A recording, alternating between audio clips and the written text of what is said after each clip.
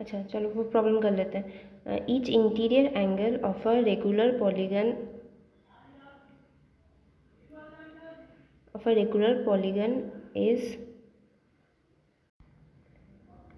is double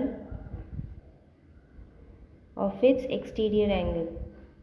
उसके बाद क्या था, find the sides of that regular polygon. Find the number of sides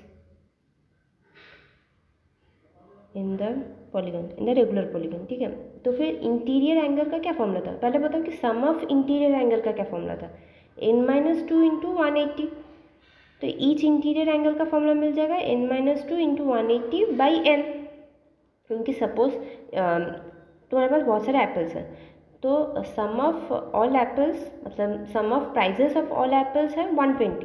ठीक है, एंड यू हैव 12 एप्पल्स।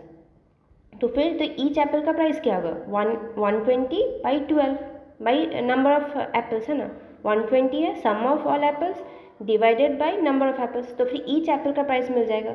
वैसे ही sum of interior angle is n-2 into 180 divided by n करने से हो जाएगा हमें ईच इंटीरियर का मिल जाएगा, क्योंकि this is a regular polygon, तो सारे एंगल सेम है और सारे साइड्स भी सेम है।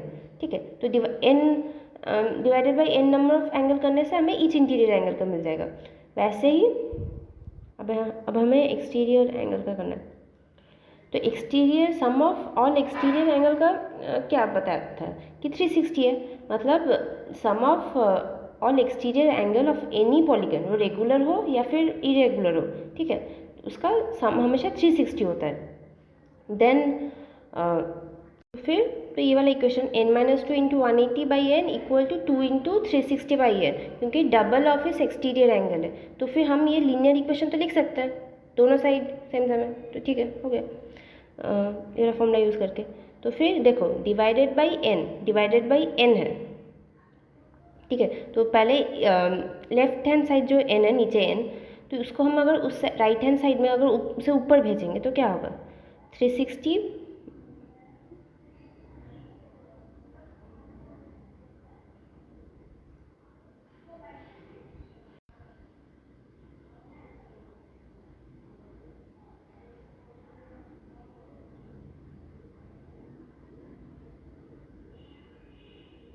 अच्छा एक सेकेंड,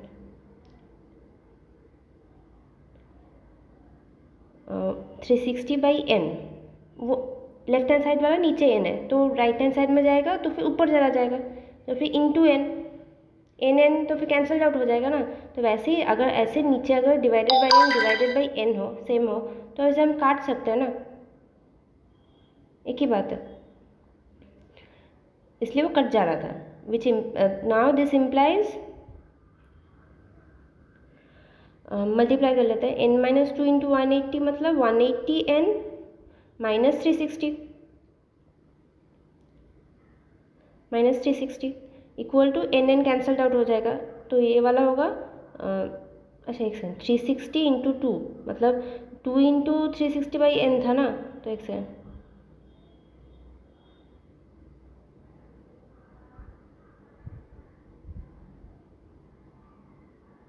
2 इंटू 360 बाई एन, क्योंकि double of its exterior angle बताया गया है, तो फिर 2 इंटू 360 बाई एन, तो यहाँ पर 360 इंटू 2। ठीक है, तो 180 n equal to 180 n equal to 360 into 2 minus 360 है लेफ्ट हैंड साइड में, तो फिर राइट हैंड साइड में जाएगा तो प्लस 360 हो जाएगा, साइन उल्टा हो जाता है ना, अगर यहाँ पर डिवीजन है तो वहाँ पर मल्टीप्लिकेशन हो जाएगा। तो फिर n इक्वल टू अच्छा 360 यहाँ से कॉमन ले लेते हैं, तो फिर इस साइड में रहेगा 2 और उसका रहेगा 1, तो फिर 360 कॉमन लेने से 2 + 1, ये तो पता ही है, तो फिर 180 n इक्वल टू 360 इंटू 3 हो जाएगा। ठीक है, तो फिर implies n equal to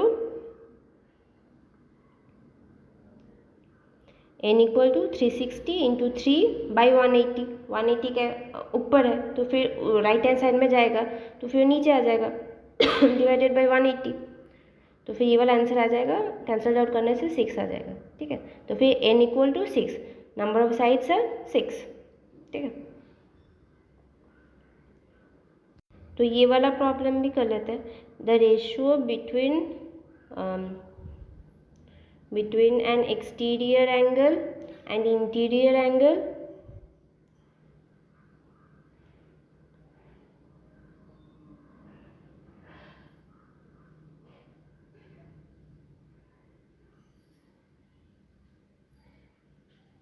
angle of a regular polygon है। ठीक है, मतलब एंगल सेम है, साइड भी सेम है, इज 1:5।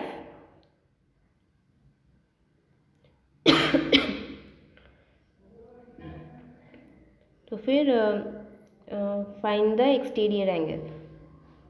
ठीक है, 1:5 है, मतलब हम इसे x और 5x ऐसे लिख सकते हैं। ठीक है, तो फिर एक्सटीरियर एंगल क्या होगा, x/5x, सॉरी x/6x इंटू 180। ठीक है, चलो करते हैं।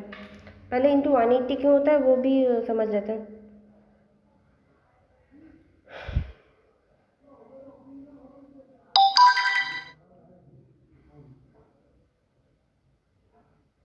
अच्छा, तो सपोज ये एक ट्राइंगल है। ठीक है,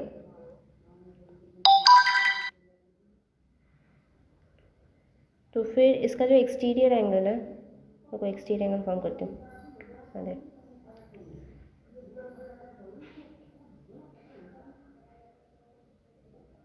ठीक है, तो फिर ये वाला इंटीरियर एंगल और ये वाला एक्सटीरियर एंगल, ये वाला जहाँ पर जो एंगल फॉर्म होगा, तो फिर इंटीरियर प्लस एक्सटीरियर एंगल क्या होगा, 180, क्योंकि स्ट्रेट लाइन है। तो फिर इसीलिए ये वाला रेशियो क्या था, एक्सटीरियर इंटू इंटीरियर एंगल, तो फिर x/6x इक्वल इंटू 180 करने से हमें एक्सटीरियर एंगल मिल जाएगा।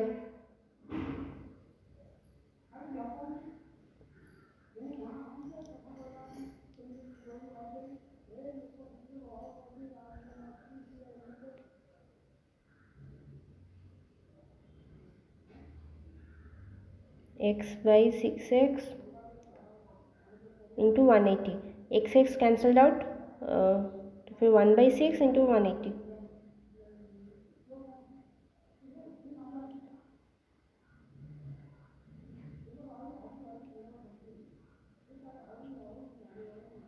तो फिर आंसर निकलेगा 30।